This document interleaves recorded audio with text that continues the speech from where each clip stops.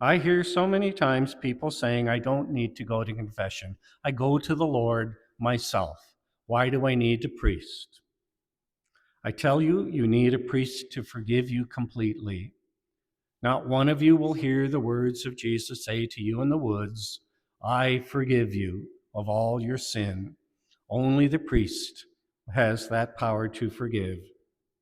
And to hear those words of forgiveness over us is like water washing us clean. It's like going into a shower. You feel great afterwards all the time.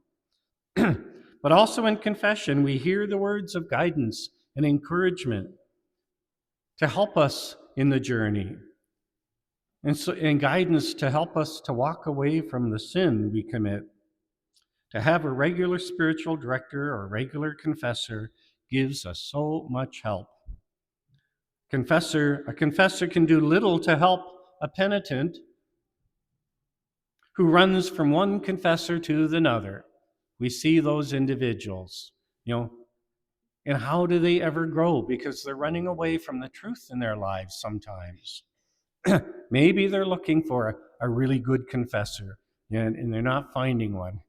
That might be. But sometimes they don't want to admit their own struggle. But like any athlete, an athlete chooses a good coach who will be with them through the thick and thin of their training. Maybe we do not want to be trained or think we can train ourselves. That's a choice we make. But to be our best, as Jesus, the greatest coach out there, says, we must be pruned. So I invite you to take time daily for scripture reflection and reading. Read other material. There's so much out there to guide us and help us in our spiritual journey. Go to Mass as often as you can and go to confession regularly, hopefully to the same priest. Our Blessed Mother in Mary in Medjugorje says everyone needs to go to confession at least once a month. There's no one out there who does not need that. Have some spiritual discipline and regularity in your day. And try to find a person or a sharing group that you can share your spiritual journey with and be accountable to.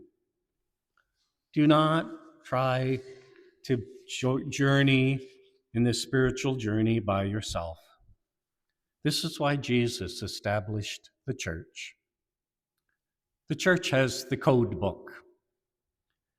2,000 years, we are blessed in these days because we have 2,000 years of history behind us, guiding us, the teachings of the church, the scriptures that have been put together for us. There's so much out there in the church that helps us in the journey. Even St. Paul in our first reading needed guidance. And Paul, certainly, if you listen and read the letters of St. Paul to his communities, he's always challenging them in regards to their way of life and what they're doing, that the Gentiles deserve to be part of the kingdom, that circumcision is not a necessity to become Christian. So many challenges in the early church, and they needed good spiritual guides and leaders to direct them. God blesses us with those. And so Jesus also establishes the community of the church. That's why we gather, because we're in it together. We're not journeying alone. We're journeying together. And hopefully we can encourage each other.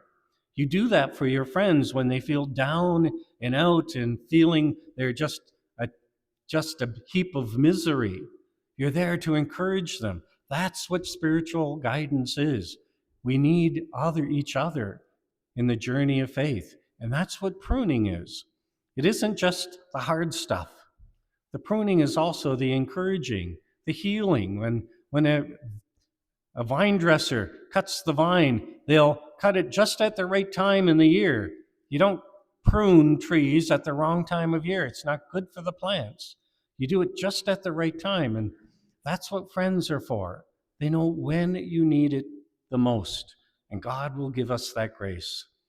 We're in the journey together. You many times prune me by your encouragement, your challenges. You need me to help you in your own journey, in your own pruning. We need each other. We're journeying together to the kingdom as companions. May the Lord bless you.